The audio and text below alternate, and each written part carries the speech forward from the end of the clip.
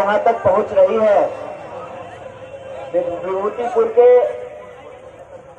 समस्तीपुर के और आसपास के इलाके से आए हुए आप सभी आदरणीय बुजुर्गों का, माताओं बहनों का, किसान मजदूर भाइयों का, नौजवान दोस्तों का, दुकानदार साथियों का, ठेला रिक्शा चलाने वाले मेहनतकश लोगों का, मेहनत मजदूरी करके खून पसीना बहा करके अपने परिवार का भरण पोषण करने वाले आप तमाम नागरिकों का क्रांतिकारी इस्तकबाल करता हूं, आपका हार्दिक अभिनंदन करता हूं। दोस्तों, सबसे पहले आप तमाम लोगों को एक जानकारी मिली होगी कि कल आधी रात को मुंगेर में बरकी दुर्गा माता जी का मूर्ति का विसर्जन होना था। इस दौरान पुलिस में और पूजा समिति के लोगों, स्थानीय लोगों के बीच में कहा सुनी हुई। पुलिस ने जबरदस्त लाठीचार्ज किया, गोलीबारी की घटना हुई।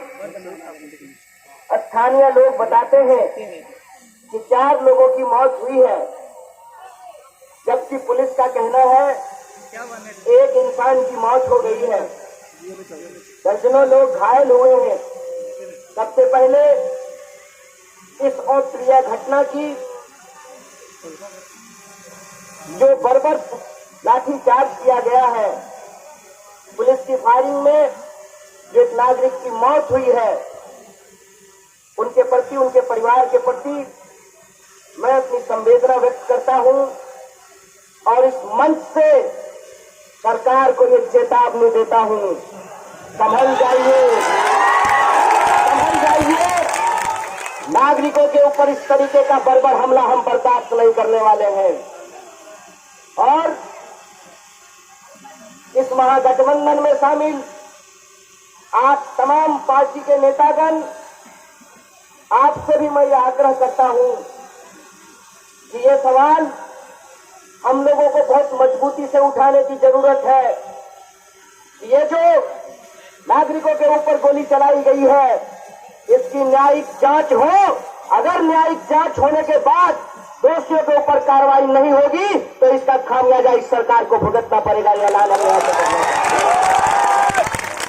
दोस्तों, आप जानते हैं बिहार विधानसभा का चुनाव हो रहा है और जो लोग किसी विधानसभा के नागरिक हैं, मतदाता हैं, उनके सामने आकर के उनके दुख और तकलीफ के बारे में हमसे ज्यादा वो जानते हैं कि वो क्या महसूस कर रहे हैं।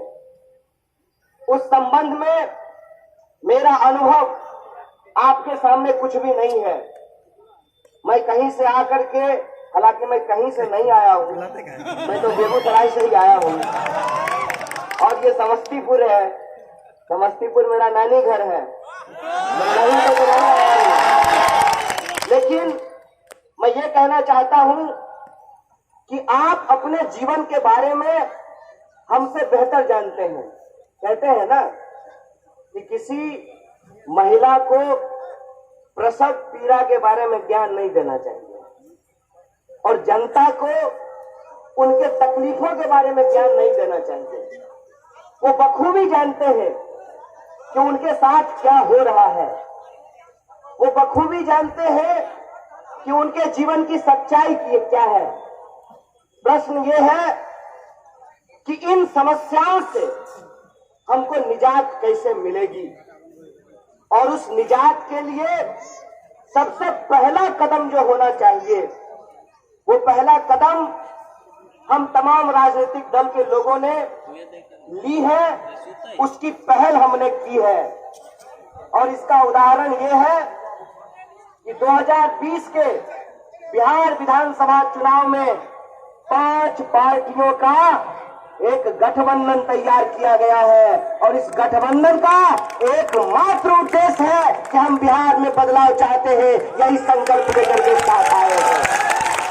तो साथ आए हुए इस मंच पे उपस्थित राष्ट्रीय जनता दल के नेतागण, भारतीय कम्युनिस्ट पार्टी के नेतागण, कांग्रेस पार्टी के नेतागण, सीपीआईएमएल के नेतागण और सीपीआईएम की पोलित ब्यूरो सदस्य कॉमरेड वृंदा करात और हमारे जुझारू उम्मीदवार साथी अजय जी और राज्य सचिव अवधेश दा का मैं क्रांतिकारी स्वागत करता हूं और उनको बहुत बहुत धन्यवाद देता हूं आपके बीच में उपस्थित होने के लिए।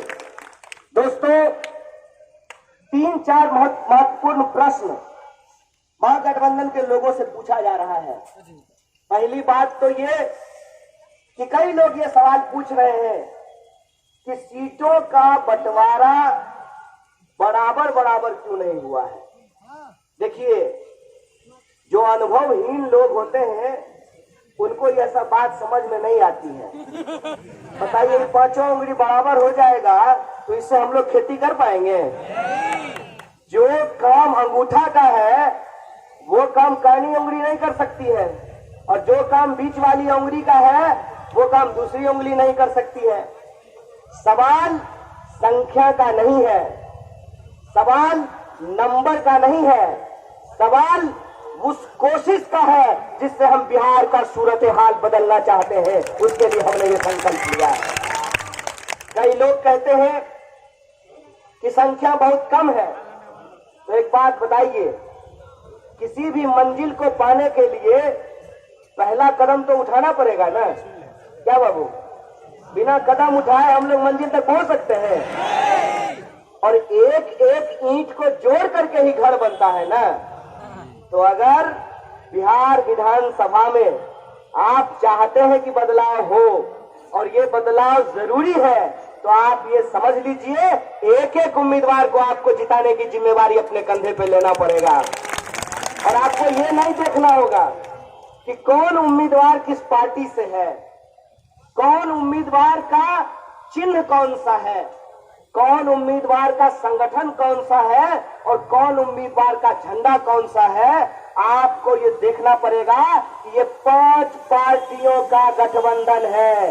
ये 5 उंगलियां जब अलग अलग होती हैं तो पंजा होता है, और जब इसको हम मिला देते हैं तो ये मुट्ठी हो जाती है। ये एकता का प्रतीक होता है। ये मुकम्मल एकता हमको बनाने की जरूरत है। और ये मुकम्मल एकता हम क्यों चाहते हैं? ये मुकम्मल एकता हम इसलिए चाहते हैं कि सवाल अपने कैरियर और अपनी महत्वाकांक्षा का नहीं है। सवाल सिर्फ इस बात का नहीं है कि कुछ सांसदीय और कुछ विधायकी का सीट जीत जाया जाए। आप में से सारे लोग इस बात को जानते हैं। अपने अपने दिल पे हाथ रख करके सोचिए, सरकार तो बनती बिगड़ती रहती है ना, चुनाव तो होते रहता है ना, लेकिन सरकार अगर सिर्फ बनती बिगड़ती रहे, चुनाव होते रहे, तो इससे काम चलने वाला नहीं है। हमको एक ऐसी सरकार चुनना होगा जो जात पात से ऊपर उठकर, जो धर्म के झगड़ों से ऊपर उठकर हमारा और हमारे बच्चों के भविष्य को सुनिश्चित करता हो, उसको सुरक्षित करता हो। हमको ऐसे सरकार की जरूरत है। बुजुर्ग लोगों से पूछिएगा, वो आपको ये बात बताएंगे कि सालों बाद बिहार विधानसभा चुनाव में जात की नहीं, रोजगार की बात हो रही है। ये बात उनसे पूछ लीजिएगा। सालों बाद आप उन लोगों से ये अनुभव साझा कीजिएगा कि कई तरह के राजनीतिक दल एक साथ अगर आए हैं तो उसका एकमात्र उद्देश्य है। एक उदाहरण से मैं आपको बता देता हूँ। खेती किसानी का ये इलाका है, बड़ो बूढ़ा बूढ़ा हो जाए है तो खेत जितना पार लगे थे ओकरा, लेकिन जी उम्र भैया के नहीं। अरे बुजुर्ग लोगों की प्रतिष्ठा हम लोगों को करनी चाहिए, उनका इज्जत करना चाहिए, उनका सम्मान करना चाहिए। लेकिन ब्याह शादी में तो दुल्हा जवान नहीं, बुढ़ा लोग तो दुल्हा बना तो बहुत बराती सोचते हैं। और माँ बहने यहाँ पे बैठी हुई है। एक बात बताओ, अदन खदक गए हैं, चार ओकरा मेरा दिलो है, आ डकुस लाड़बो नहीं तो भात जड़ जीते कि नहीं जड़ जीते। रोटी बेल का बर्तन लगाए का, बेल का, गोल का तावा धिपाई का रोटी चढ़ाए दिलिए। अब पलटबे नहीं तो रोटी फूलते है। नहीं जीते, 15 साल हो ही गए। आप करते थे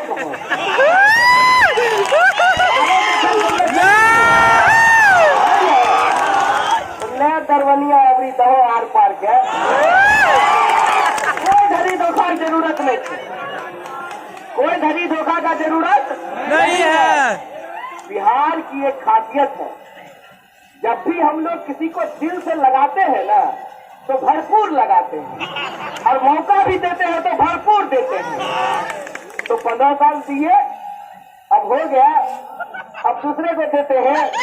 बदलाव होना चाहिए कि नहीं होना चाहिए?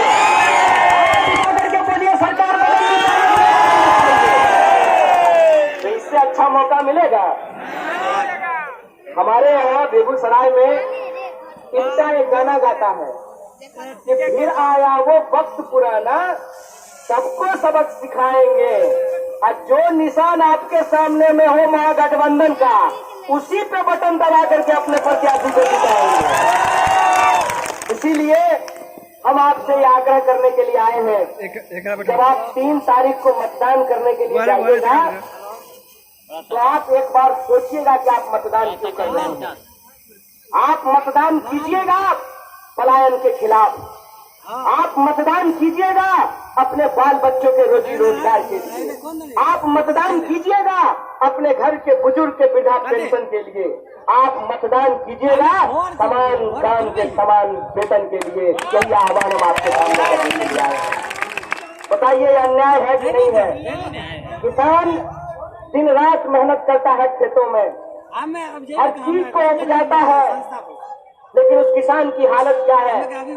उस किसान की हालत ये है कि उनको उनके उपज का दाम नहीं मिलता है। इस देश में मजदूरों की हालत क्या है? मजदूरों की हालत ये है, कहियो देखो जूता पॉलिश करवे तो ध्यान से देखियो, जो जूता पॉलिश करे वाला आदमी है ओकर चप्पल कैसन हो छे। जे दुनिया भर के जूता पॉलिश के चमका दे छै, वो टूटल चप्पल अपना घर में पहनने रहे छै। पिन्है छै कि नहीं पिन्है छै? जे सब अनाज खिलबै छै, आ ओकर हालत ई छै, ओकर बाल बच्चा भूखल मरल तैयार छै। आप सोचिए कि मजदूर अपनी मेहनत से दिल्ली, बम्बई, कलकत्ता, चेन्नई, बंगलौर बड़ी बड़ी बिल्डिंगें खड़ा करता है, बड़ा बड़ा पुल बनाता है, बड़ी बड़ी सड़कें बनाता है, बड़ी बड़ी फैक्ट्रियों को चलाता है, और जब एक महामारी आई तो अपने ही देश में उनको प्रवासी कह दिया गया। अरे प्रवासी ओकरा कहे छै जे दूसरा देश के नागरिक होय छै। अपने ही देश में जिस सरकार ने हमको प्रवासी बनाया है, हम प्रवासियों को यह बताना चाहते हैं कि आप प्रवासी हैं, हम प्रवासी नहीं हैं। इस मिट्टी में पैदा हुए हैं, इस मिट्टी के लिए संघर्ष कर रहे हैं। आपने वो दर्दनाक तस्वीर देखी होगी कि एक माँ की लाश पड़ी हुई थी रेलवे स्टेशन पे, और उसका बच्चा उसके ऊपर पड़ा हुआ चादर खींच रहा था। आप सोच करके देखिए कितना दर्दनाक है। एक बूढ़ा से हमने एक बार बात करते हुए पूछा था, तो उन्होंने कहा था कि बेटा, सबसे गहरी खाई होती है पेट के भूख की, और सबसे भारी बोझ होता है बाप के कंधे पे नौजवान पूत की। आप देखिए कि आज हमको किन परिस्थितियों में ला करके खड़ा कर दिया गया है। हर तरफ लूट मची हुई है, और इस देश के जो आम आवाम हैं उनको कोई रास्ता नहीं दिखाई दे रहा है। तो हम आपसे आग्रह करने आए हैं, भरोसा जताइए। देखो गाड़ी चलवे तब न पता चलता बढ़िया ड्राइवर छिए कि नहीं। गाड़ी चलवे दहन आप ही के खून पसीने से, आप ही के टैक्स के पैसे से हमने पीएचडी किया है, और सिर्फ हम ही पीएचडी नहीं किए हैं, एकलौते हम ही बाप के बेटा काबिल नहीं छिए। बिहार की जनता में ये क्षमता है, और मैं आपको ये बताना चाहता हूं, यहाँ पे कॉमरेड वृंदा कराक बैठी हुई हैं, केरल भारत का सबसे साक्षर राज्य है। 100% लोग वहाँ पे साक्षर हैं, लेकिन आपको पता है कि केरल में इस बार कौन टॉप किया है? बिहार की एक लड़की केरल में जाकर के टॉप कर गई है। हमारे अंदर प्रतिभा है, लेकिन हमारी संभावनाओं को मार दिया जाता है। और हमारी संभावनाओं को कैसे मारा जाता है? कहते हैं साहेब कि बिजली आ गई है, हाँ आई है, दिन में 75 बार मटकी मारते रहती है। लगातार कितना देर बिजली रहती है? किताब कॉपी लग पढ़ल बैठबो तखने भूख से निकाय है। तो लालटेन में, पसीने में लोग अपनी पढ़ाई करते हैं, दिन रात मेहनत करते हैं। हमें पटना में पढ़ाई रही है, भोरे सांझ खिचड़ी खाइए, लगे जना परमानेंट जॉन्डिस की बीमारी हो जाए। मने तो बतबो कि जेठ के बैसाख के गर्मी में रोटी बेलते कते पसीना निकलते। एगो रूम, ओकरे में किचन, ओकरे में स्टडी रूम, सब कुछ डाइनिंग, लिविंग, स्टडी सब एक रूम है। और उस एक रूम में 24 घंटे में 16 घंटा लोग पढ़ाई करता है, इस उम्मीद से कि बहाली निकलेगा। बहाली निकलता है। लोग पहले पोस्टल ऑर्डर खरीद करके फॉर्म भरते थे, आजकल डिमांड ड्राफ्ट मांगता है। डिमांड ड्राफ्ट दे करके ऑनलाइन पैसा जमा करा करके फॉर्म भरते हैं, बहाली का इंतजार करते हैं कि परीक्षा होगा और नौकरी मिलेगी। एक तो परीक्षा होती नहीं है, इतना बड़ा धंधा बन गया है ये कि विद्यार्थियों से पैसा वसूल लो और कह दो कि एग्जाम रद्द हो गया है। मान लीजिए खुदा न खास्ता एग्जाम अगर हो भी जाए तो प्रश्न पत्र आपको मिले, आप बनाना शुरू कीजिए तो धीरे से पता चलेगा। कान में कोई कहेगा दूर बर दवा कथी मेहनत करे छे, सेट भे गए हम सब चीज बिक गए। बोलिए ये होता है कि नहीं होता है? तो क्या हमारे भीतर प्रतिभा नहीं है? हमको अवसर ही नहीं मिल रहा है, हमारी संभावनाओं को ही मार दिया जाता है। अगर हमको भी अवसर मिले, हमको भी संभावना मिले तो बिहार भी बीमारू नहीं, सबसे सुचारू राज्य के रूप में स्थापित हो सकता है। ये बात हमको समझना होगा। और बिहार को अगर आप सुचारू राज्य के रूप में स्थापित करना चाहते हैं तो आप महागठबंधन के घोषणा पत्र को देखिए। हम लोग सभी जाति, सभी धर्म, सभी वर्ग के लोगों को ध्यान में रख करके इस संकल्प पत्र को तैयार किया है। और हम कह रहे हैं कि हम रोजगार देंगे लोगों को, वृद्धा पेंशन में वृद्धि करेंगे। और जो नियोजित शिक्षक हैं, एक के स्कूल में 3 तरह के मास्टर साहब आए बाप, एगो गणित पढ़ने वाला अस्थायी मास्टर साहब, एगो गणित पढ़ने वाला अस्थायी मास्टर साहब नियोजित, और एगो अतिथि शिक्षक। क्यों भाई ऐसा कैसे हो सकता है? मान के चलो 2 गो लोग कोदार पारे छे खेत में, एगो के देवो 100 रुपया, दूसरा के देवो 20 रुपया। अन्याय नहीं छे? तो हमरा एक बात बतबा, गाड़ी चलवे ले बैलगाड़ी में 2 बैल है, एगो बैल के बेसी खिलाई देबो, एगो बैल के कम खिलेबो तो चलते बैलगाड़ी? एगो बैल बैठ देते तो एगो बैलगाड़ी लग चलते। इसीलिए हम लोग कहते हैं कि समान काम का समान वेतन लागू करना पड़ेगा, चाहे वो अस्थायी शिक्षक हो, नियोजित शिक्षक हो, या फिर वित्त रहित स्कूलों और कॉलेजों में पढ़ाने वाले शिक्षक हैं, उनको अस्थायी करना पड़ेगा। ये सवाल हम लेकर के आए हैं। हम जो प्रश्न उठा रहे हैं उसके बारे में कुछ लोग कहते हैं कि ये तो बातें हैं, नहीं कहे छे भीतर घाल सहदेवे न जानता। जाको रही भावना जैसी, प्रभु मूर्त देखे 3 तैसी। वो 2 करोड़ हर साल नौकरी देने का बात करके ठग लिए हैं, तो उनको लगता है कि हम लोग भी झूठ बोल रहे हैं। जिसकी जैसी भावना रहेगी उसको वही नजर आएगा ना। वो कहते हैं कि रेवेन्यू कहां से लाइएगा? वहीं से जहां से आप हेलीकॉप्टर उड़ा रहे हैं, ओकर पैसा बाबू घर से ले लो। जमीन बेच के हेलीकॉप्टर उड़ा रहा है, कहां से पैसा आ रहा है? कहां से पैसा लाते हैं? सरकार को खर्च करने की प्राथमिकता बदलनी होगी।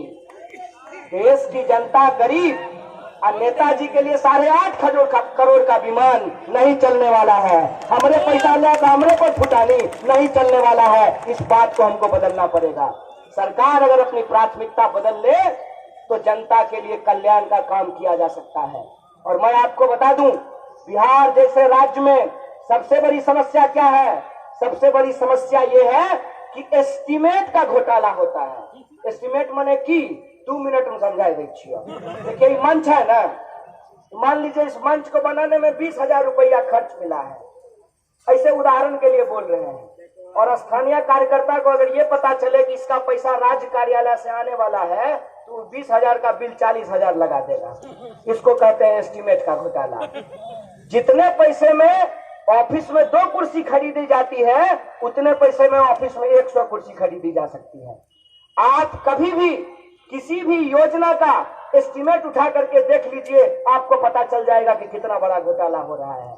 अगर सिर्फ एस्टीमेट के घोटाले को रोक दिया जाए और ईमानदार प्रतिनिधियों को सरकार चलाने की अगर जिम्मेदारी दी जाए, तो जितना रेवेन्यू हमारे पास है, जितना पैसा हमारे बजट में है, उतने पैसे से ही बिहार में विकास की गंगा बह सकती है। इसमें कोई दो राय नहीं है। इस बात को हमको समझना चाहिए। और रही बात कि आप 100% बजट यूज भी नहीं करते हैं, आप हमारा ज्यादा से ज्यादा बजट का जो पैसा है उसको वापस कर देते हैं। तो ये जो पैसे का बहाना है, ये बहाना है। नहीं कैसे लोग नाच ना आवे आंगन टेढ़ा, सरकार चलवे लूर में तो दूसरा के दुर्छी दुर्छी कह रहे हैं। भाई साहब और आप तमाम नागरिकों से मैं ये कहना चाहता हूं कि जुमलेबाजी, बकवास बहुत कुछ हो चुका है। बिहार की जनता के सामने ये एक बहुत बड़ा अवसर है कि अगर वो चाहे तो बिहार में बदलाव करें। और बिहार में बदलाव करना इसलिए जरूरी है कि पूरी दुनिया में नौजवानों के सामने बेकारी एक विकराल रूप धारण कर चुका है। आपने कोरोना महामारी की समस्याओं को झेला है, लेकिन इस कोरोना महामारी से भी ज्यादा खतरनाक बीमारी इस देश में बेकारी की समस्या। इस बात को हमको समझना पड़ेगा। और अगर हम इन समस्याओं पे रोक लगाना चाहते हैं, अगर हम चाहते हैं कि नौजवानों को रोजगार मिले, अगर हम चाहते हैं कि मजदूरों को सही मजदूरी मिले, अगर हम चाहते हैं कि किसानों को उनके फसल का दाम मिले, अगर हम चाहते हैं कि पलायन रुके और इस समाज में रहने वाले हर धर्म और जाति के लोगों को बराबर का आत्मसम्मान मिले, तो आपको ये ठानना पड़ेगा, जन जन को ये ठानना पड़ेगा और महागठबंधन को अपना समर्थन दे करके इस सरकार को बदलना पड़ेगा। यह संकल्प आज तमाम लोगों को लेना होगा। बोलिए, संकल्प लेते हैं कि नहीं लेते? सब लोग मिलकर के सरकार बदलेंगे तो जन जन ने ये ठाना है, नया बिहार बनाना है, महागठबंधन को जिताना है। इसी बात के साथ मैं आप तमाम लोगों से यह अपील करते हुए कि अगर मतदाता ही कार्यकर्ता बन जाए और जो सुधीजन, जो नागरिक इस सभा में उपस्थित है, अगर इनका यह जोश, इनका यह समर्थन, इनकी यह एकता अगर 3 तारीख को बूथ पर भी दिखाई दे, तो हमको पक्का भरोसा है कि विभूतिपुर का भविष्य बदलने वाला है, बिहार का भविष्य बदलने वाला है। इसी आशा के साथ मैं अपनी बात को खत्म करूंगा। शुक्रिया। इनकलाब जिंदाबाद, हमारी एकता जिंदाबाद।